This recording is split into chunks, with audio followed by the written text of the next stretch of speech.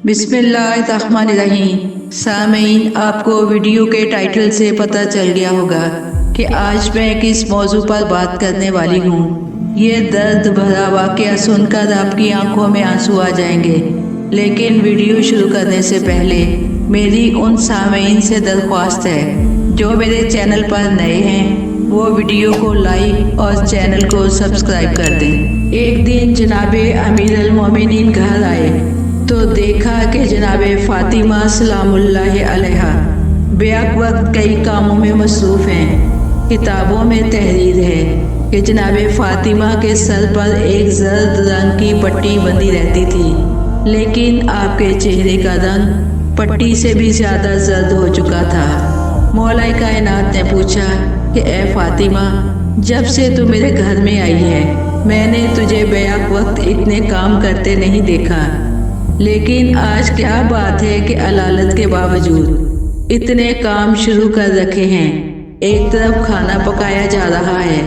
एक तरफ बच्चों के कपड़े धोए जा रहे हैं और एक तरफ बच्चों को नहलाने के लिए पानी गर्म किया जा रहा है। जनाबे सैयदा ने अर्ज़ की, या अली, हंगामे मुफारकत आ पहुंचा है। रात बाबा जान को मैंने ख्वाब में देखा, फरमाते थे कि फ़ातिमा, कल तुम मेरे पास आ जाओगी। मौला कायनात ये सुनते ही परेशान हो गए और दोनों बैठकर गिरिया और शादी करने लगे। मौला कायनात ने फरमाया, फ़ातिमा, आपके बाबा जान और मेरे प्यारे नबी सरकारे दो आलम के बिछड़ने का गम हमारे सीने में ही है। अब तुम भी जा रही हो, गम बलाए गम मैं कैसे सब्र कर सकूंगा। जनाबे सैयदा ने अर्ज़ की, या अली, जिस तरह बाबा की शहादत पे सब्र किया है, मेरी शहादत पर भी सब्र करना। या अली, मेरी चंद वसीयतें हैं, उन पर अमल करना। या अली, मैं साल हर साल आपके साथ रही हूँ, अगर मुझसे कोई ख़ता हो गई हो तो माफ़ कर देना। मौला कायनात ये सुनकर शिद्दत से गिरिया करने लगे और फरमाया, फ़ातिमा, फ़ातिमा, तू तो मासूमा है, तो इसे गलती कैसी। ए फ़ातिमा, जिस दिन से तुम मेरे घर में आई हो तुमने एक पल चैन का नहीं पाया।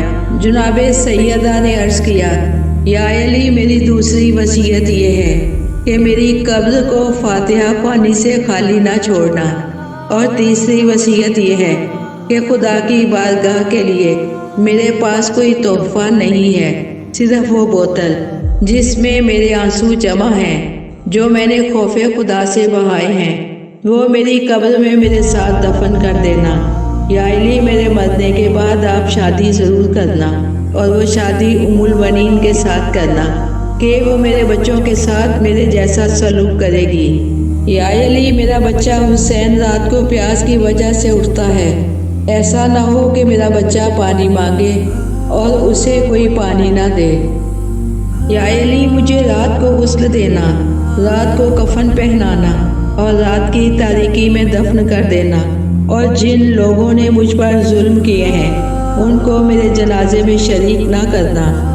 जनाबे सैयदा की तमाम वसीयतें सुनकर जनाबे अमीर गिरिया को ना मस्जिद की तरफ तशरीफ़ ले गए। जनाबे सैयदा ने बच्चों को नहलाया, कपड़े पहनाए। औलाद वाली माएँ सोचें वो कैसा आलिम होगा, कैसा मंजिल होगा जिस माँ को पता हो आज मैंने दुनिया से रुखसत हो जाना है, मेरे बच्चों का क्या बनेगा, उन्हें कौन खाना खिलाएगा, रात को कौन उन्हें अपने पास सुलाएगा। उस माँ के दिल पर क्या गुजरी होगी। और फरमाया कि बेटा जाओ नाना के रोज़े पे और मेरे लिए दुआ करना कि अल्लाह मुझे शिफा दे। शहजादे नाना के रोज़े पर चले गए। जनाबे सैयदा ने अपनी कनीज़ उम्मे ऐमन से फरमाया कि जब बच्चे वापस आएं पहले उनको खाना खिलाना, फिर मेरे पास आने देना। जनाबे सैयदा ने खुद गुस्ल फरमाया और हुजराए इबादत में तशरीफ़ ले गई और उम्मे ऐमन से कहा, जब तक मेरी तस्बीह की आवाज़ आती रहे ठीक है, जब आवाज़ आना बंद हो जाए तो समझ लेना कि मैं अपने बाबा के पास पहुंच चुकी हूँ। उम्मे ऐमन बयान करती हैं कि चंद सात के बाद मैंने जनाबे फ़ातिमा ज़हरा को पुकारा, लेकिन अंदर से कोई जवाब नहीं आया। میں نے حجرے میں جا کر دیکھا کہ شہزادی فاطمہ چادر اوڑھے لیٹی ہیں، مگر روح پاک گلشن جنت کو پرواز کر چکی ہے۔ میں باہر آ گئی اور دروازہ بند کر دیا۔ تھوڑی دیر کے بعد شہزادے تشریف لے آئے اور پوچھا کہ ہماری اماں جان کا کیا حال ہے۔ میں نے عرض کی کہ وہ حجرے میں آرام فرما رہی ہیں۔ آؤ شہزادو، تم کھانا کھا لو۔ شہزادوں نے جواب دیا، ایمن تمہیں معلوم ہے کہ ہم اپنی ماں کے بغیر کھانا نہیں کھایا کرتے، تم ہم سے نہ چھپاؤ۔ ہمیں معلوم ہو گیا، کیونکہ جب ہم نانا کی قبر پر گئے تھے تو قبر سے آواز آئی تھی کہ وہ فاطمہ کے یتیم آ گئے۔ دونوں شہزادے حجرے میں گئے، اماں کے چہرے سے چادر ہٹائی اور آواز دی، مگر کوئی جواب نہ ملا۔ مولا حسن اماں کے سینے سے لپٹ گئے، مولا حسین ماں کے پائنتی لپٹ گئے اور کہا، اماں میں آپ کا بیٹا حسین ہوں، اماں مجھے جواب دیجئے اس سے پہلے کہ میرا کلیجہ پھٹ جائے۔ اتنے میں مولا کائنات بھی تشریف لے آئے اور بچوں کو روتا دیکھ کر مولا کائنات بھی ضبط نہ کر سکے۔ سارے گھر میں ماتم و گریہ زاری شروع ہو گئی۔ یہ خبر آگ کی طرح پورے مدینے میں پھیل گئی، لوگ جمع ہونے شروع ہو گئے۔ مولا کائنات نے جناب سلمان سے کہا، ان لوگوں سے کہہ دو کہ جنازے میں تاخیر ہے، اس لیے واپس چلے جائیں۔ جناب سیدہ کی وصیت کے مطابق تمام لوگوں کو واپس بھیج دیا اور مولا کائنات خود غسل دینے میں مصروف ہو گئے۔ ایمن پانی دیتی جاتی تھی اور مولا کائنات غسل دے رہے تھے۔ غسل دیتے دیتے مولا کائنات نے خدا جانے کیا دیکھا کہ دیوار پر سر رکھ کر دھاڑے مار مار کر رونا شروع کر دیا۔ ایمن نے کہا، یا علی، شہزادی فاطمہ کی جدائی بہت گراں گزری۔ فرمایا، ایمن، ایک نئی بات نے مجھے اتنا رلا دیا، وہ یہ کہ پسلیوں پہ بہت گہرا زخم ہے جس کے بارے میں فاطمہ نے مجھے آج تک نہیں بتایا۔ مولا علی نے غسل و کفن دیا، جنازہ تیار ہوا۔ مولا علی علیہ السلام نے بچوں کو آواز دی کہ بچوں آؤ، ماں کا آخری دیدار کر لو کہ پھر قیامت میں ملاقات ہوگی۔ سب بچے آ گئے اور جنازے کے ارد گرد جمع ہو گئے۔ شہزادی زینب آگے بڑھی، اماں خدا حافظ، اماں قیامت میں ملاقات ہوگی۔ اماں حسن اور حسین رو رہے ہیں، جن کے رونے پر آپ تڑپ جاتی تھی۔ اماں آنکھیں کھولیں، اماں ہمیں تنہا نہ چھوڑیے، اماں زمانہ بڑا ظالم ہے۔ ہر بچے نے ماں کو خدا حافظ کہا، لیکن مولا حسین مچل گئے کہ جب تک اماں نہ بلائے گی میں نہیں آؤں گا۔ سامعین، خدا آپ کے بچوں کو سلامت رکھے، ان کا چہرہ دیکھنا نصیب کرے۔ ایک مرتبہ بندے کفن ٹوٹ گئے، آواز زہرا آئی، آ میرے لال، میرے سینے سے لگ جا، میں نے تیری آنکھوں میں کبھی آنسو گوارا نہیں کیے۔ آسمان پر کوہرام برپا ہو گیا، یا علی، حسین کو جدا کر لو ورنہ قیامت آ جائے گی۔ میں کہتی ہوں بی بی، ہماری جانیں قربان، آج بندے کفن ٹوٹ گئے، کل کربلا میں آپ کا لال حسین کند خنجر سے مارا جائے گا۔ آپ کی پوتی کہے گی، ظالموں، میرے بابا کو چھوڑ دو۔ بی بی، اس وقت آپ کیسے برداشت کریں گی؟ مولا علی نے پیار سے مولا حسین کو ماں سے جدا کیا اور کفن کے بند دوبارہ باندھ دیے۔ جنازہ رات کی تاریکی میں اٹھایا گیا اور جناب فاطمہ کی وصیت کے مطابق چند افراد نے جنازے میں شرکت کی۔ مولا کائنات آگے آگے چل رہے تھے، ان کے ہاتھ میں شمع تھی۔